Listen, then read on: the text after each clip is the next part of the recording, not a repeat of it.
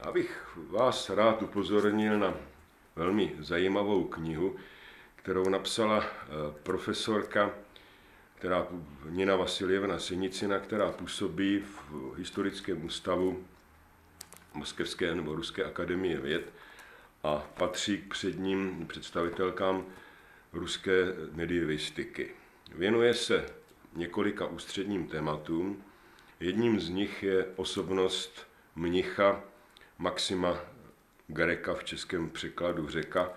Jehož osud je vlastně docela příznačný, symptomatický, možno říci. On pocházel z významné urozené řecké rodiny, bohaté, byl člověkem velmi vzdělaným a strávil nějakou dobu v Itálii, stejně jako patří mezi čelné představitele, řekněme, pozdně byzantského humanismu, mezi nejvzdělanější Řeky rozhodně v té doby, to znamená přelom 15. a 16. století. Strávil nějakou dobu v Itálii, kde se seznámil s řadou italských humanistů, kterým přivezl sebou, stejně jako jeho předchůdci, jiní řečtí humanisté, mohli bychom připomenout kardinála Bessariona, metropolity kyjevského Vširusy Izidora, kteří přiváželi do Itálie řecké rukopisy textů, které v Itálii, v té italské podobě nebo latinské podobě se nedochovaly, k dispozici nebyly. A zajímavým způsobem tedy navázal kontakt s čelnými představiteli italského humanismu, dopisoval si s nimi, vedl s nimi debaty, ale zároveň se nechal ovlivnit dalším proudem, který se v Itálii začal formovat a projevovat. Žil nějakou dobu v klášteře svatého Marka ve Florencii v době, kdy tam byl opatem Savonarola. A ještě než Savonarolu upálili, tak odešel zpátky na horu Athos, odešel na horu Athos, kde vstoupil do jednoho z klášterů a věnoval se své oblíbené činnosti přepisování knih a psaní nových textů na témata historická, filozofická, moderním termínem bychom mohli říci také třeba politologická. A protože byl mužem neobyčejně vzdělaným, vypravili ho v roce 1516 do Moskvy, kde měl opravovat bohoslužebné knihy. Pro ruské prostředí je to problém vysloveně osudového charakteru a ten osudový charakter se projevil i v případě Maxima Greka. On se domníval, že v Moskvě stráví několik měsíců, splní úkol a vrátí se zpátky. Nestalo se. V Moskvě strávil zbytek života, umřel v roce 1556. Do Moskvy přišel vzdělaný humanista, který byl ovlivněn jak tím humanismem řeckým, tak samozřejmě také italským. Člověk, který se velmi dobře orientoval v evropské politice, v evropské vzdělanosti a zprostředkovával tomu ruskému prostředí velice zajímavé zkušenosti, postřehy, znalosti. Zapojil se do oprav bohoslužebných knih. Zjistil, že v těch ruských bohoslužebných knihách byly poměrně vážné chyby, které jim ale nijak nevyčítal, vysvětloval je tím, že se příliš nevyznali v teologii, ale spíš, že neuměli pořádně číst starší písmo, anebo že neovládali řečtinu. Ty chyby opravil, jenomže ho zapojili do debat, které v té době v končinách moskevských probíhaly neobyčejně zajímavých. Totiž debat o tom, zda kláštery smějí nebo nesmí vlastnit vesnice.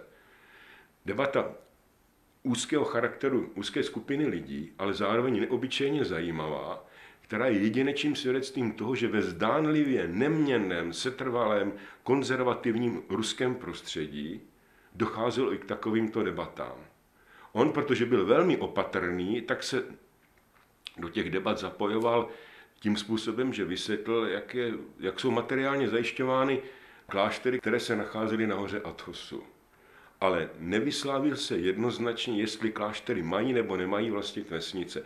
Z odpovědí, které poslal Vasilij III., tehdejšímu moskevskému velkokněti, je zjevné, že soudil, že by kláštery vesnice vlastnit neměly, protože přece se nesluší, aby osoba stavu duchovního vlastnila lidi. To dost dobře možné nebylo.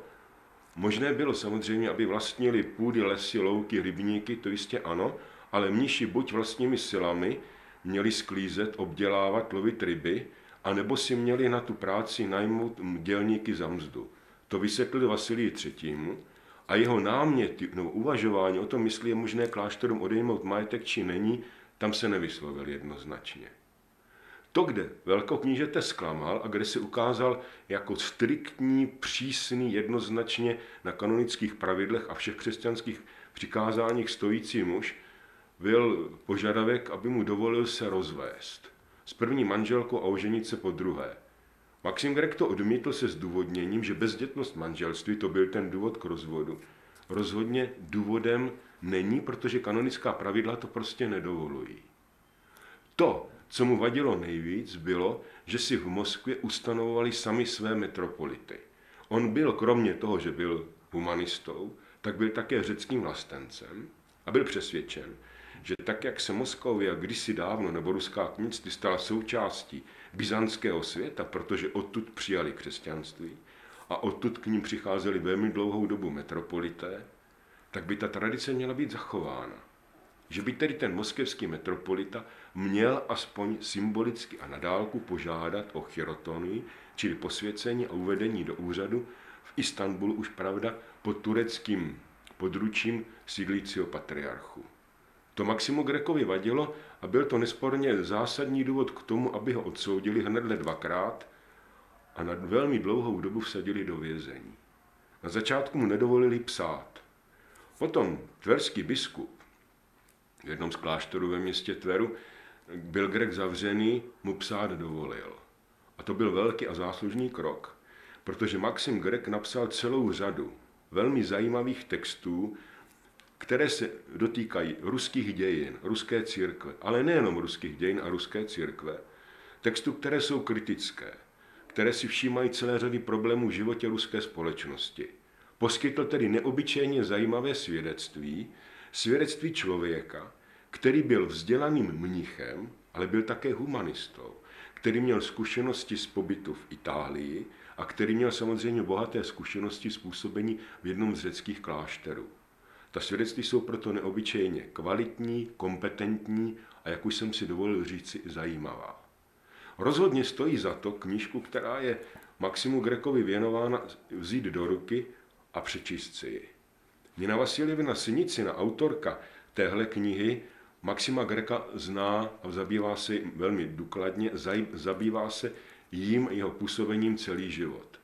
V Moskvě v současné době, to znamená v posledních 5-6 letech, začali znovu vydávat ve velkolepé edici díla Maxima Grecka. Podíl Niny Vasiljevny Siniciny na novém vydávání textu Maxima Grecka je v podstatě možno říci rozhodující. Byla inspirátorkou té nové edice, dokázala v knize, která je napsána velmi čtivým způsobem, do češtiny přeložena olomouckou kolegyní rusistkou Jitkou Komendovou. Ten překlad je velmi kvalitní.